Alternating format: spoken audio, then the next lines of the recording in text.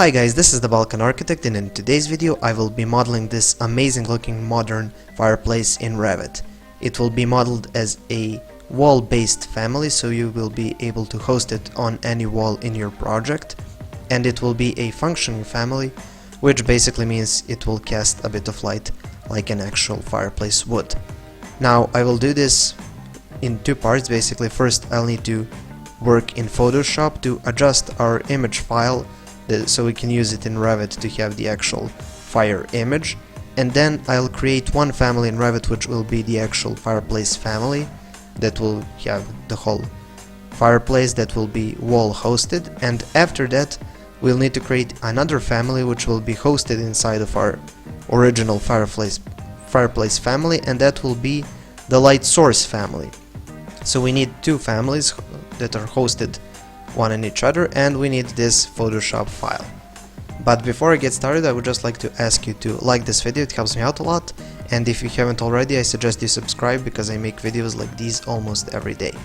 Okay, so let's get started. First I have this file image I found on the internet, and I'll just open it up in Photoshop, and it looks kinda like this. It's a PNG file. Now once you open this, I need to open up another layer which I'll bring to the back, and I'll just type in Ctrl A to select everything, and then I'll use this select tool, right click, find fill, select black, go OK, and now we have this black background. Now we can just deselect. Now once we've done that, we can go here to basically select, and you can go here to color range. So you can select this color range, and you just select with this color selector the black background, and here with this fuzziness slider I suggest you leave it at 130 or whatever looks right to you, and then you select just the background. Now we're doing this so we can create basically a mask or a cutout which we'll use later on in Revit. Now if you don't understand what that means, don't worry, you'll see in a bit when we go to Revit. Now I'm going to create a new folder, and everything that's black, or basically the whole background, I'll leave as black, and here I'll just select inverse, so right click, select inverse, so we only selected the fire, and this I'll just right click, go fill, and I'll fill it up with white. Go OK. And now if we turn off this original layer, you can see this is just, and if I deselect everything, this is just a two-tone layer, so everything that's black will be cut out of the image and everything that's white will be visible. So at the end we'll have just the visible flames in Revit. So I'll just turn this off for a second, and I'll save this as a JPEG on my desktop, and I'll just call this mask. Okay, you need to save it as a JPEG, so save as JPEG mask, save. Okay, and we'll save this original one without background as a JPEG as well, so just go save as JPEG, and let's call this one fire. Save. Okay, so once that's completed, now we can jump into Revit. So here we have Revit. I'll go families, new, I'll jump back a folder to go to metric, and here I'll try to find metric generic wall based. So here we have wall based, and I'll open that up. And first, before we do anything, I just want to set the unit, so I'll type in UN, and I'm going to set this up to centimeters. You can use whichever units you prefer, and now I'm going to go to placement side.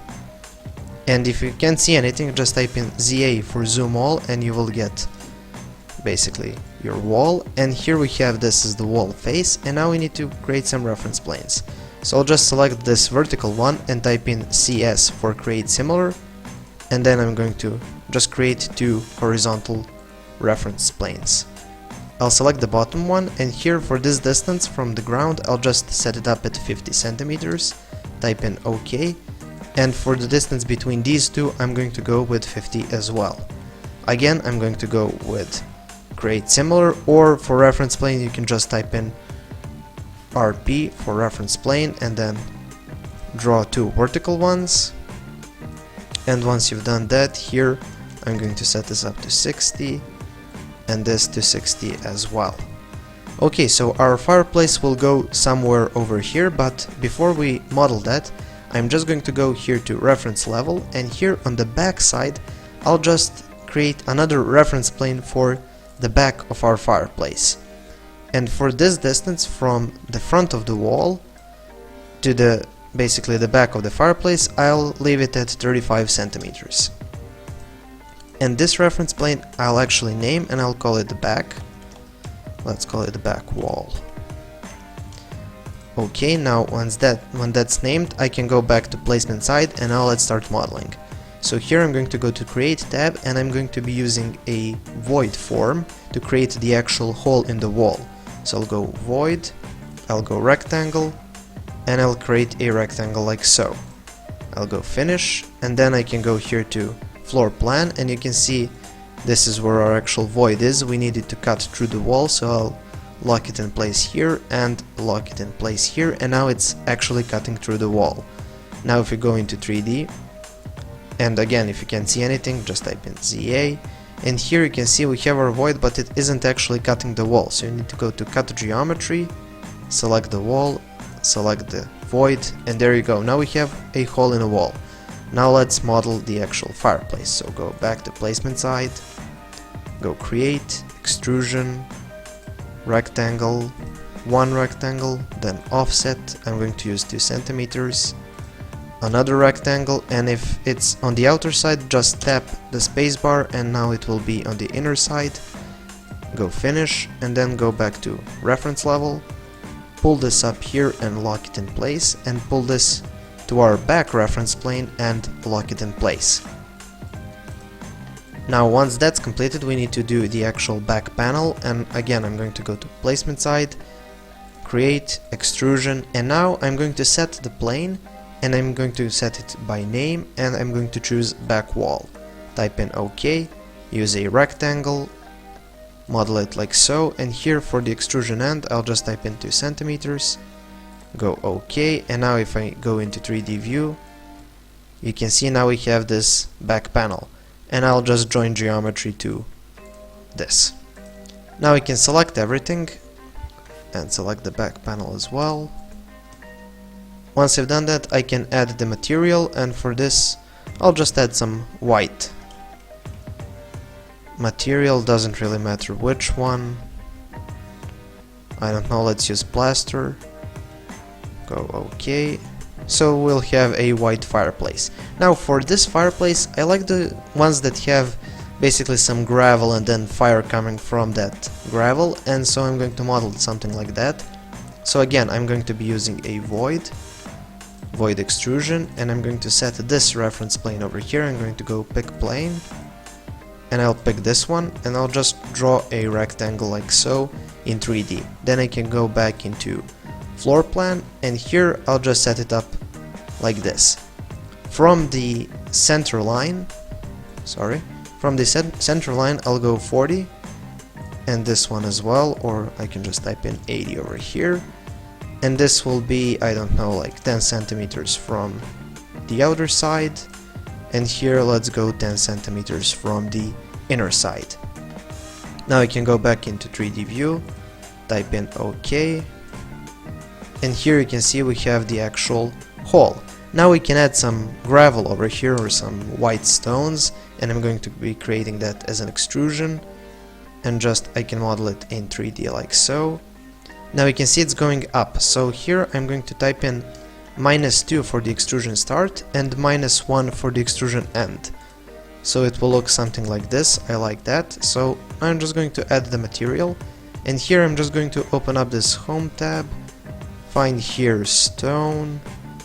Let's use this rubble one, just load it in, but as you can probably see here in the appearance, if I make this larger, it's actually quite large image, or the stones are actually quite large, and I don't really like that. I would like smaller stones. So I'm going to open up this edit image menu. Wait a second, okay. And now here for the actual sample size, I can change it. So from, I don't know, 80 centimeters, I can change it to 40. Type in enter. Done. Yeah, that looks a lot better, so I'm just going to go apply, OK, and if I here choose realistic, you can see we have our stones over there. And now for the fun part, we need to add the fire image in Revit. Now this is a family editor, so we can't actually create a decal. If you go here to insert, you can see we don't have the decal option, so we need to add our fire as a material. And to do so, I need to go back into placement side, elevation, and here I'll just create an extrusion like so, and for this side I'll just make it from center, I don't know, like 40. This one as well, so 80 from here. And for the actual height, I'm going to go with, I don't know, like 35.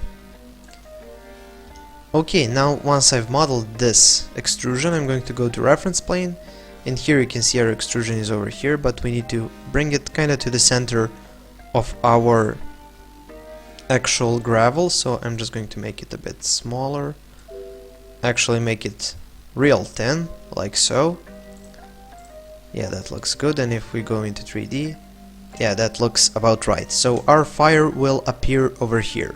So I'm just going to select this material and go, or this extrusion, and go edit material, and here I'm just going to find default material.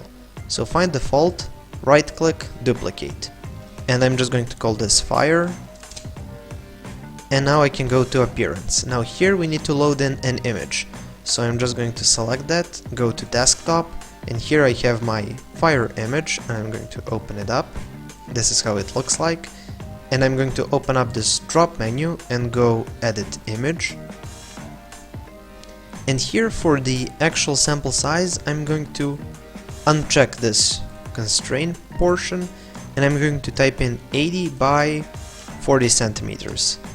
So I kinda calculated this to be the perfect size for this fire, and I'm going to go just done, and here for the cutout, this is our positive negative or our mask, and I'm going to load that in, and here the same thing, I need to type in 80 unconstrained, so 80 by 40. Hit enter. Yeah, that looks about right, and now you can see this looks a bit weird but a bit realistic. It doesn't really have the background, it has this transparent background.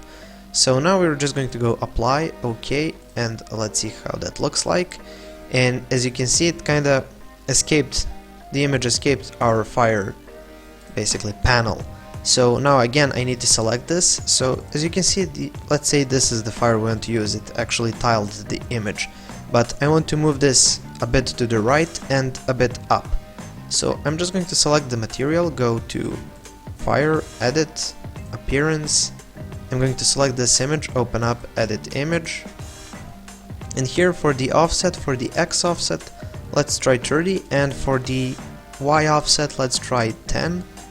Go done, and then immediately you need to change the same thing for your mask or your cutout map, and again offset here 30 for the X, and for the Y 10. Done, apply, OK, and there you go, that looks about right. Now the only one thing that's left is our nested light family, because we need this to be actually illuminated, we need some illumination coming from this fire. So to do that we need to create a new family, but let's just save this one at desktop first. Let's just call it fire, place, save. Okay, let's now create our illumination. So open up this menu, go new, family. Again, I'm going to go one folder back, go to English, and here I'm going to try to find a light family. So okay, we have some lighting family here, metric lighting fixture, yeah, this is the generic one, so I'm going to open that one up, and here I'm going to go to front elevation. So here we have our light source, and let's just set it at 200 millimeters from the reference plane. So this is our light source, and let's set up the light source. So here you can see this is quite a hot color, and if you bring this number down it will actually look a bit warmer, so something like that. Looks like a fire, and for the initial intensity or the illumination, this number I want to bring it down because I'll multiply this light source, so it doesn't have to be this high. So I'll just type in 500, OK, apply, OK. And now when we load this into project, we usually won't be able to see this. So what I like to do is I like to add just a little geometry that will only be visible in some views, or that will be from air material or something like that, so we can actually see this and place it in our other family. So I'm just going to go here to reference level, zoom in a bit, go create, extrusion, and whatever, just create a small circle, go apply, go to front, and let's just make it just like something like a coin. And for the material for this, I just use air material, so it's invisible. So go here, air, load in, go apply, OK, and our material is finished, or our lighting family is finished. And before we load it in, here we need to check shared, so this will actually share the luminance in the actual project. And let's save it up as, I don't know, light source. Go save, load into project and close. Let's load it into here, and let's place it something like this. Now again, let's select this family, go to placement side, and let's see the height. Yeah, that doesn't really look right, so I'm just going to bring it up and place it something like that, just like that low. Go back into reference level. Okay, it's here, and now let's create an array. So I'm just going to go here, array, or just type in AR. Select, go linear array. For the number I'm just going to type in 10, and here I'm going to choose last. Select this, move it to the end, click, and there you go. Now we have our lighting, and if I go into 3D view, it looks like something like this. Now I know it may look a bit silly, but when we load it into project, it won't look silly anymore. And before we load it in, I just need to find this shared and check this shared family. Okay, now save it, and now let's load it into a project. So I'm going to go here, click load into project, and this is an old project I used in a couple of tutorials, so I'm just going to place our fireplace over here. So put it over there. Yeah, that looks about right. Now let's create a camera. So I'm just going to go here, camera, go maybe like that. And if you don't like the view, you can use this wheel to kind of walk towards it, maybe look a bit down. Let's hit escape. And now if I go here into realistic, you can see we have our fire over here, and if we select it and kind of pan around, you can see it looks like fire from every direction. Now let's try to render it and see how it looks like in a rendering. So I'm just going to go here to Revit, or just type in R for render, and I'm going to use medium settings. For the lighting, you need to set the artificial light on, so I'm just going to go interior, sun, and artificial, and go render. And as you can see, here we have our fireplace. It's actually casting light, and if we had some furniture, it will cast light. You can see some lighting here on the wall coming from our fireplace. Okay, that's pretty much it for this video. I hope you enjoyed it. Thank you for watching. Please subscribe, like, and share this video. If you have any comments, questions, or suggestions for future tutorials, please leave it in the comment section below. Thank you for watching, and have a nice day.